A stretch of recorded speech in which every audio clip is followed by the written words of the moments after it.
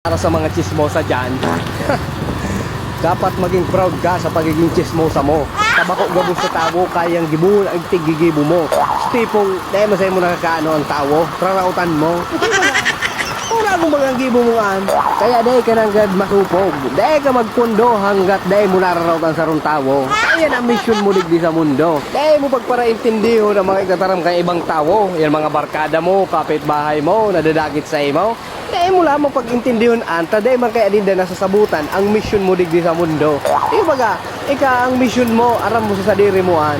Mangraw ka kitawo, tapos chismison mo sa mga kapitbahay mo.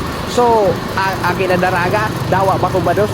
Di ibuhan mo ki istorya na bados. Kapag iyan naraot mo, accomplishment mo baga iyan. Di baga, pagdadagit sumagurang. Ayaw man ang gibuhan mong istorya nantig. So agom lalaki makibayi ho, nagdadara kibayi duman sa motel. May kaibang hostess. Pag so inakman, subayi man ang ano sa emo, nagkalaban sa emo.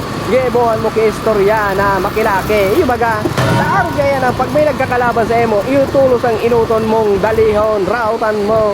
Iyo baga, tawara man yang kipanama sa emo, dahil lamang ang kilaban sa emo.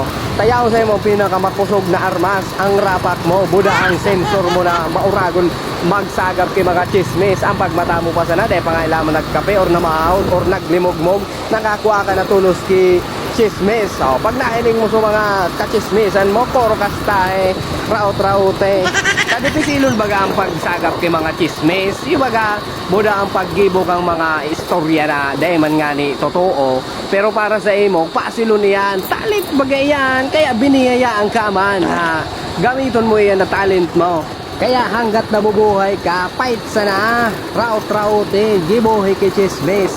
Karapala na ba kang pandok mo niya? Kung sa kamot nga ni, ang pandok mo may lapak na sobrang hibok. Buda aram ko manamalain sa pagbuhay-buhay pagday ka mo nakachismis, nakaraot kitawo.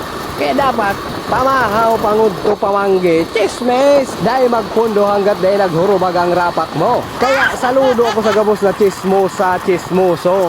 Tadawa dahil ka mo kinakukuha sa pagchismis, kundi kaiwal, padago sana, bagtate! Daing kurunduhan hanggat daing nakakaraot ki buhay.